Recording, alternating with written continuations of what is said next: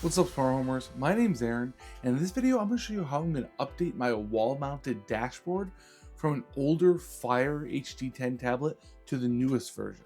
This requires a new wall-mounted housing, and in this video I'm going to design and create my own. I'm going to show you guys my design in detail if you're interested, and if you want to pick one of these up for yourself, I'm actually going to start selling this tablet housing on Etsy. I'll leave a link to it in the description. The tablet I'm upgrading to is the Fire HD10 13th generation, where I have the 11th generation installed currently. The new version has a significantly different shape, although it's still the same size screen, so I gotta adapt for that in this new design. You can see I got the 64 gigabytes of storage version, but that's not really necessary. You need a small amount of storage for this thing to work as a wall-mounted tablet. The tablet also comes with a power brick and power cable, but you're not going to need those except for the power cable to connect to your PC temporarily to install some things. But after that, I'm just going to use the right angled USB cable that I have already installed in my recessed outlet box. Designing this housing was super fun because I really got to customize it and make it just the way I want it. It's composed of two pieces, the back case and the front plate. The back is especially designed to adapt to a special type of recessed outlet box, and that's this one made by Arlington. The Arlington DVF-R1W-1 is a recessed outlet box that's extra deep so it can house an electrical outlet and also leave room for a plug inside it. It's an old work box, meaning that it has these little wing tabs that clamp drywall between them and its faceplate.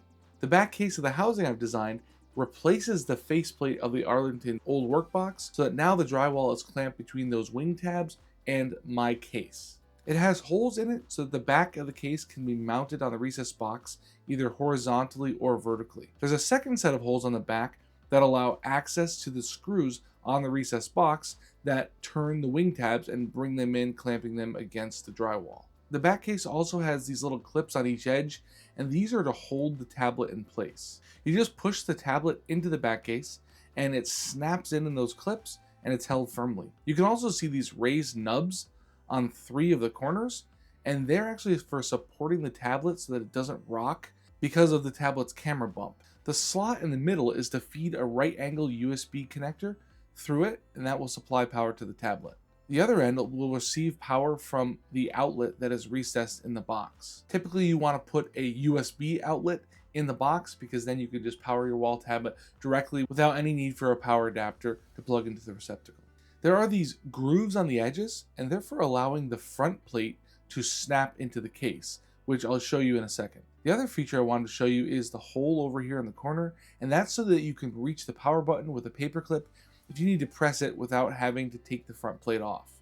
The front plate is pretty simple. It's just a frame that snaps onto the back case. You can see that the protruding boss on each edge fits nicely into the grooves on the back case, and the wall that they're on runs all the way around the faceplate, so it tucks nicely into the back case. There's also a cutout for the camera, since you can use the camera with Fully Kiosk as an entity in Home Assistant.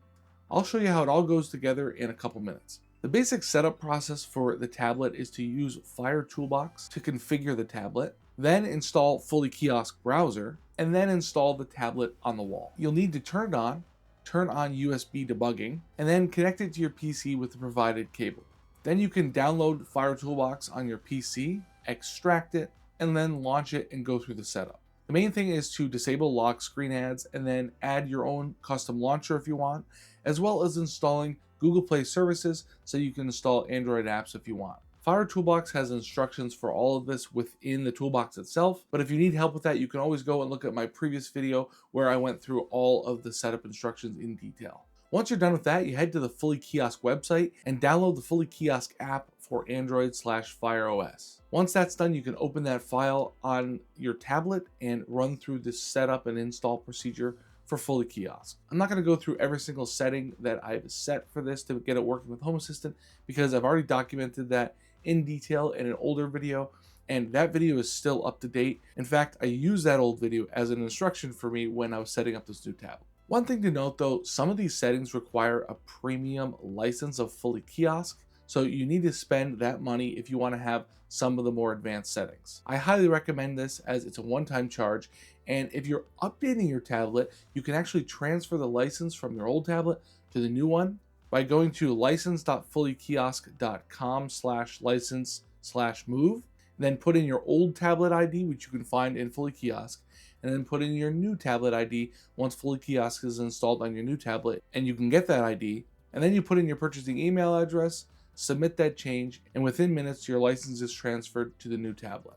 In a previous video, I showed you guys how to install these recessed outlet boxes, so I won't be showing you that in this video, but instead I'll just be changing out the housing on the recessed outlet box I have that's already installed. First, I disconnected the power cable and popped the tablet out of the housing, and next I unscrewed the 2 screws holding the old housing in place, removing the faceplate and setting the tablet housing and faceplate aside. Right now the box is sitting in the wall, but since there's no faceplate, it could fall back into the wall. Rather than pulling the box out of the wall, I carefully threaded the power cable through the slot in the new housing, and then I just rested the new housing on the front of the recessed box and used the screws to secure the housing to the box. Once that was done, I connected the right angled power cable that was still connected to the outlet inside the box, and then I snapped the tablet in place. After that, it's just a matter of snapping the front plate on, and that's it. Anyway, you can see how it all fit together pretty nicely, and how when I walk up to the tablet, the screen turns on using the motion detection from Fully Kiosk. And I have to say that this new generation of Fire tablet is so much more snappy than the old generation. The 11th generation was getting really slow, so this was a nice, timely upgrade, which makes the tablet a lot more usable now. I had a lot of fun designing this housing, and I'm going to keep on perfecting it as I go. I know I typically give out my STL files free to the community, but in this case, I'm going to save this one for channel members. This is only because I plan on selling these on Etsy, but you could just become a channel member temporarily if you wanted to get your hands on the housing, although I'd love if you stay because channel memberships really help support the channel. I'll leave a link to the housing on Etsy if you're interested, but anyways, I really hope you liked the video, and as always, thanks for watching. See ya.